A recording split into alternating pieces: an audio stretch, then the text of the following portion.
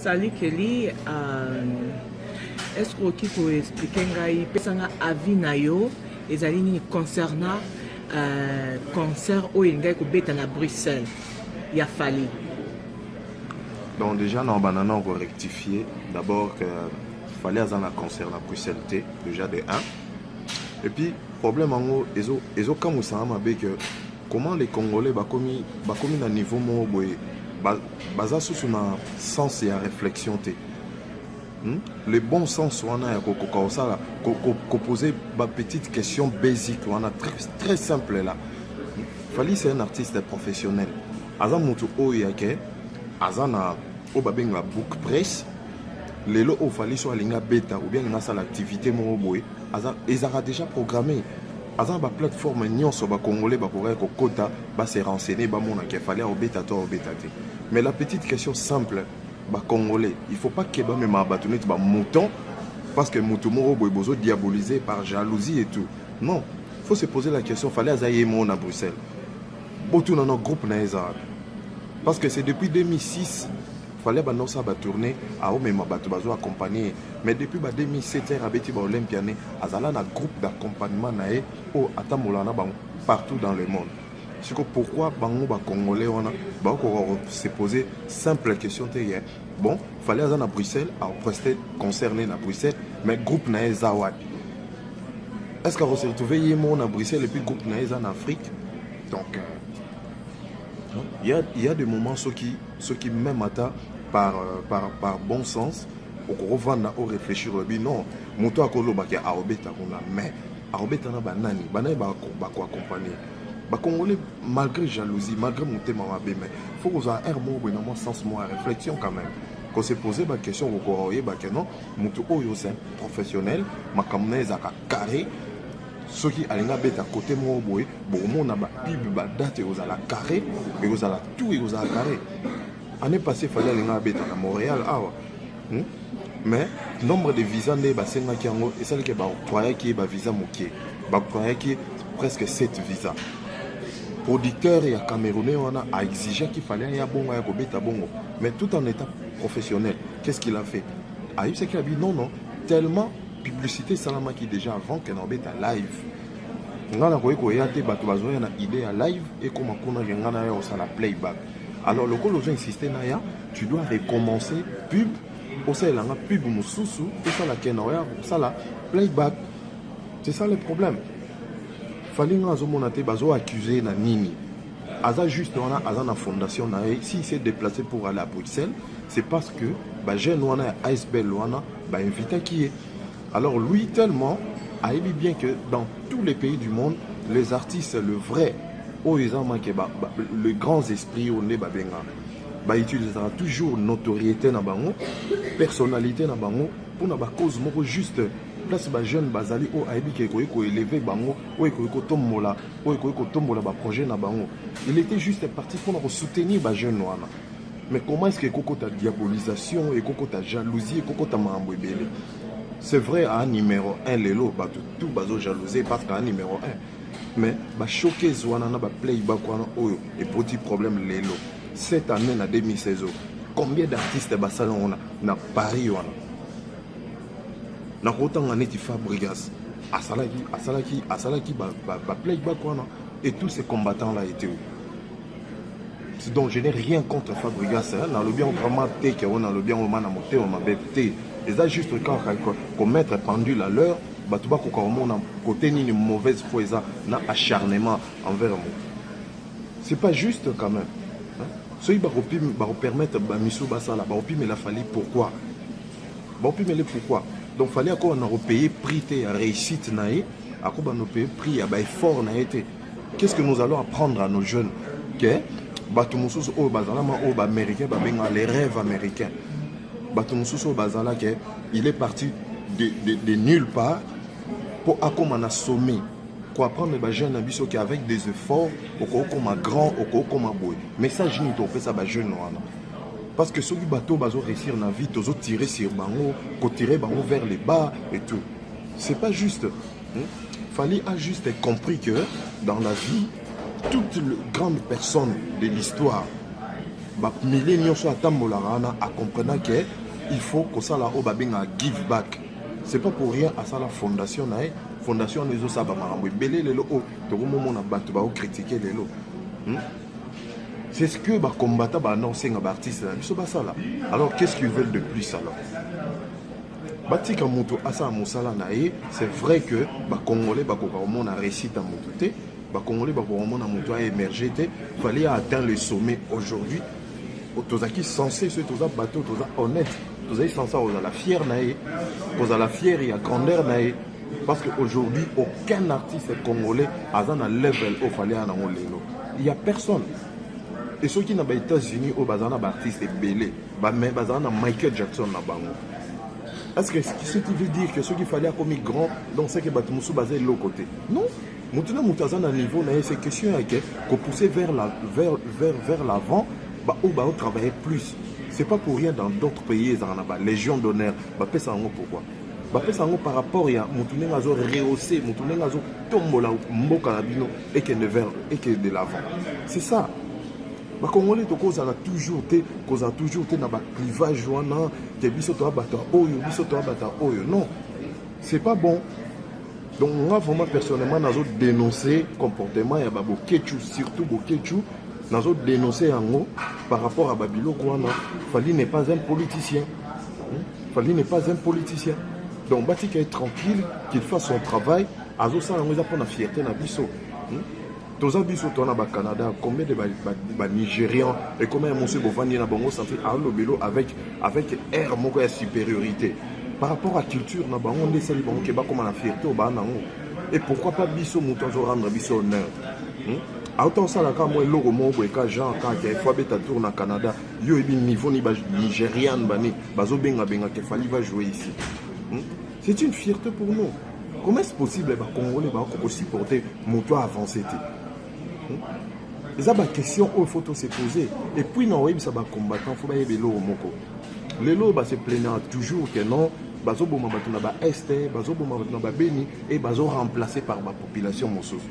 Mais il faut savoir une chose, dans toute l'histoire, dans tous les pays, l'évasion nyonso et salama, il y a empire à Makasi. Lorsqu'ils arrivent dans des pays, et là les bosso basala aussi va conquérir mboka, banana koboma culture na bango. Parce que c'est la culture qui garde l'identité d'un peuple. Bisonde to zaboé, ce botelma mozo regarder na ba Syrie. Bon, tant les rebelles tellement ils sont infiltrés par Israël, par les Qatar et l'Arabie Saoudite et Washington qui est derrière. Bazo Sani, ba musée, bazo ba librairie pour la littérature parce que dans la littérature il y a l'histoire, toute l'histoire de ces pays-là. Pourquoi? Parce que c'est la culture qui garde l'identité d'un peuple. Parce que biso ba combattant bazo bunda po ba boma culture na biso. Mais bazo travailler na intérêt batouana parce que bazo envahir biso ba étranger ba kota na mboka na biso. La seule chose qui va garder notre identité ça restera notre culture. C'est vrai que nous avons notre culture est si vaste, mais la musique est la colonne, c'est le socle de notre culture. Alors lorsqu'on perd cette culture-là, on perd notre identité et on perd tout. Il ne faut pas qu'on comprenne le Babylone qu'on a. Il faut les gens, c'est pas pour rien que l'identité d'un peuple est à la culture na bango.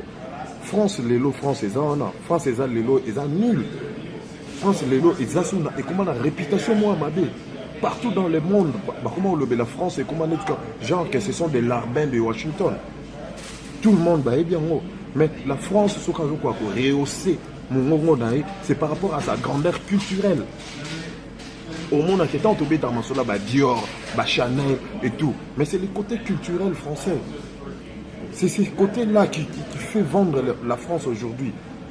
Tout le monde sait que la France, c'est un pays de la littérature, c'est un pays de la gastronomie, c'est un pays des grands écrivains, c'est un pays des théâtres, de tout. C'est ces côtés culture-là qui restent aux Osaka français ou aux grand. Alors, biso ba combattant ba rogo ça la que non, ba ma culture na biso par rapport à non Kabila Kende. Il faut comprendre une chose que Kabila le quoi diagnostic, il y a toute une oligarchie qui est au-dessus, où ils ont ça, qui pouvoir dans la ligne. Alors c'est un mauvais diagnostic. Bazo tapé à côté. Le Congo représente aujourd'hui la richesse, donc notre PIB représente la richesse, le PIB des États-Unis et de l'Union européenne. Lorsque vous mettez ça ensemble, et déjà ça là, le potentiel et la richesse à RDC. Alors tous ces oligarques-là, ils ne vont pas laisser les Congo avec sa richesse comme ça. On est aujourd'hui presque 7 milliards 500 000. C'est ce que j'avais dit dans la vidéo. Donc on est presque 7 fois plus qu'il y a un siècle et demi aujourd'hui. Et il y a des élites, les écologistes, il y a les scientifiques qui font des études. Comment est-ce que la population se multiplie si vite n'attend-elle?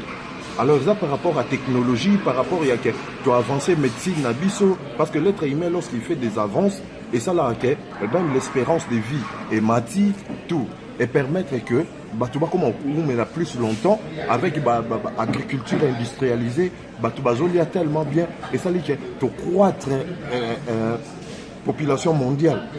Alors, et comment poser problème les lots? Parce que consommation de ressources naturelles et ça l'a mis à tel point, donc dans 30 ans, on aura besoin de l'espérance de vie et mati, tout, et permettre que tu vas comment on met plus longtemps avec l'agriculture industrialisée, tu vas tellement bien, et ça dit que tu croître population mondiale.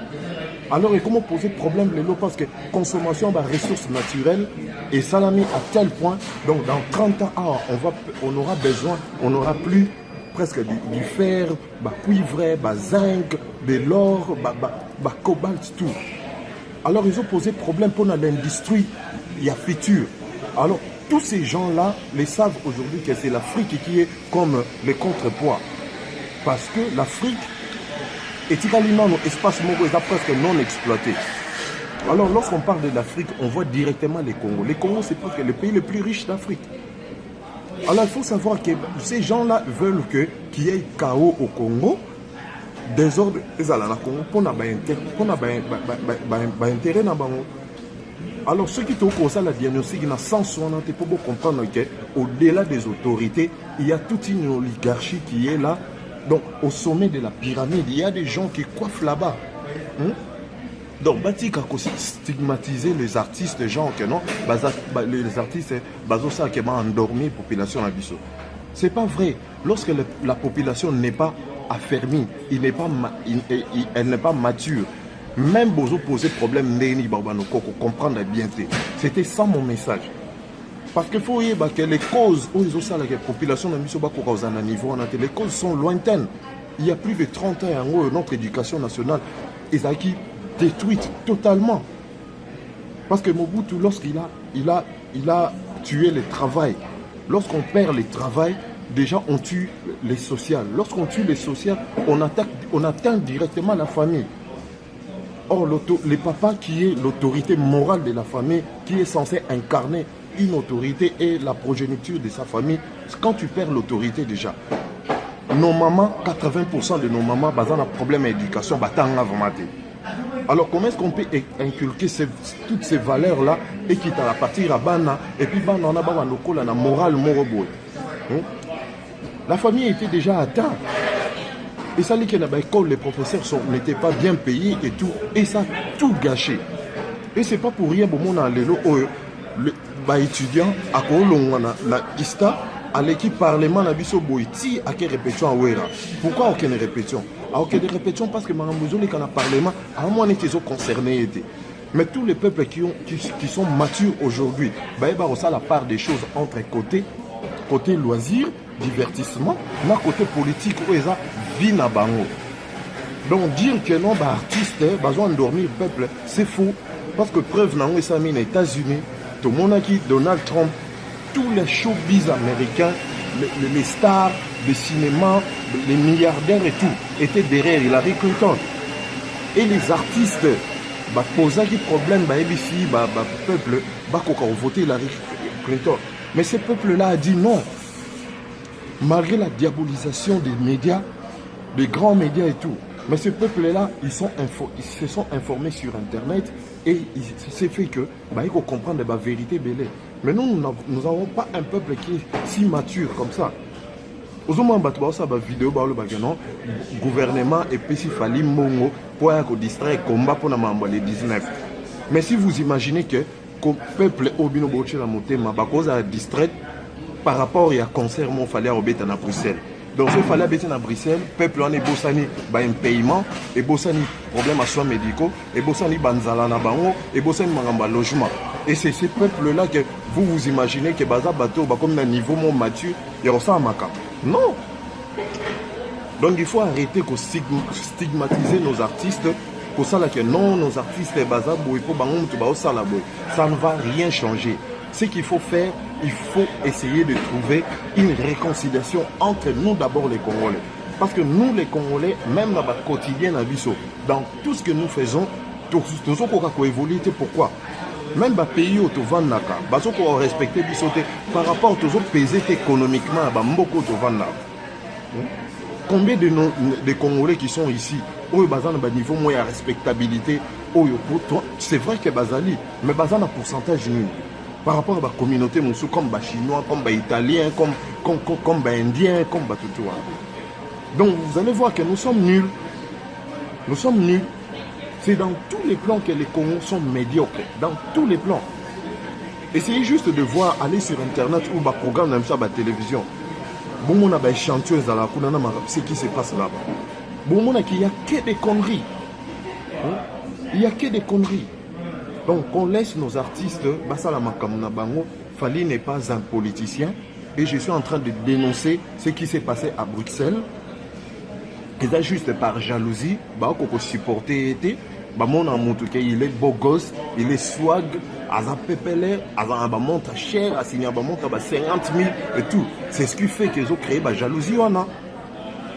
Aussi, Bentley, Rolls, Lambo, adopté parler à Atlanta, Banin. Mais les Congolais supportent Bilo Kwanate. Mais il y a son côté social, il y a sa fondation qui est là. Moutou a parvenu à la maman qui sait eau potable. Donc maman a censé que la moura 3 jours à 3 h du matin pour taper 4 km autour à Maï, mais Bachele Siko Maï à 0 m et de l'eau potable. Ne dit-on pas que l'eau c'est la vie? Parce que ce qui maman a commis au temps, il y a que Akoraozala na Maï à Malamu et permettre à la Malamu mais la Maï à Malamu. Attends, même expérience n'a pas vie. Et ça même pousser un peu liboso. Et quelqu'un qui réfléchit comme ça, tout le monde même na futilité, na côté polémique et tout. Fallait a compris une chose, qu'il est grand, a travaillé dans le concept naé.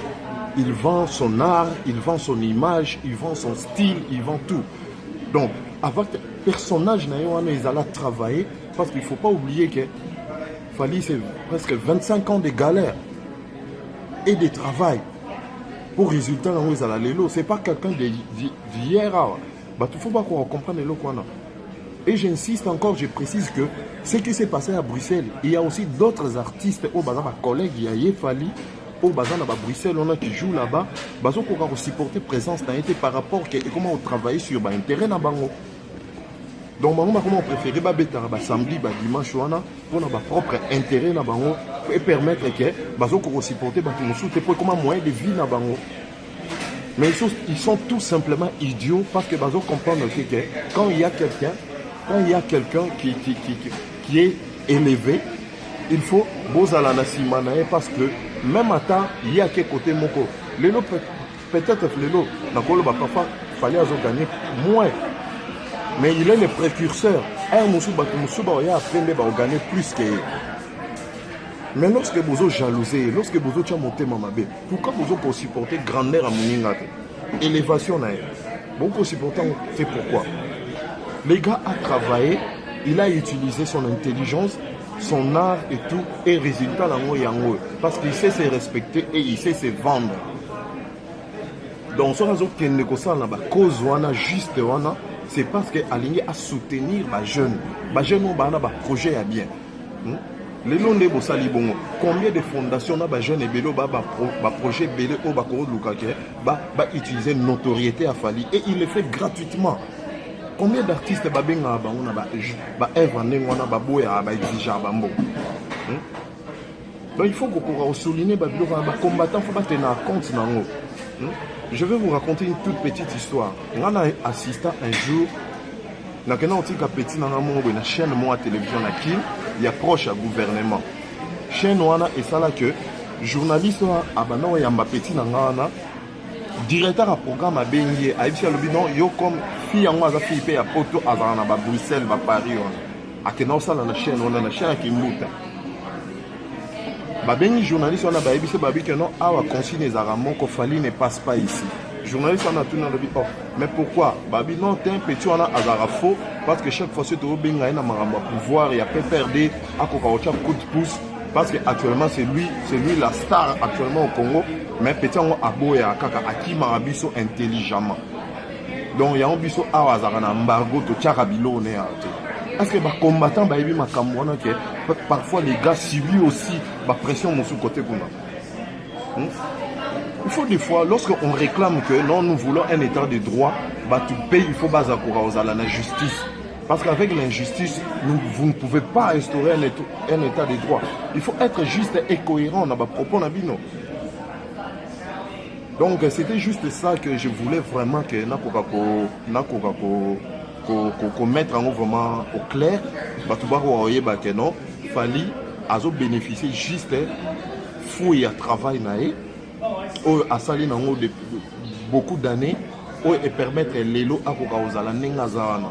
Donc, ce cas signé ba boutique, a signé ba basket, a signé ba montre à cher, a signé ba car à cher, a signé ba immeuble,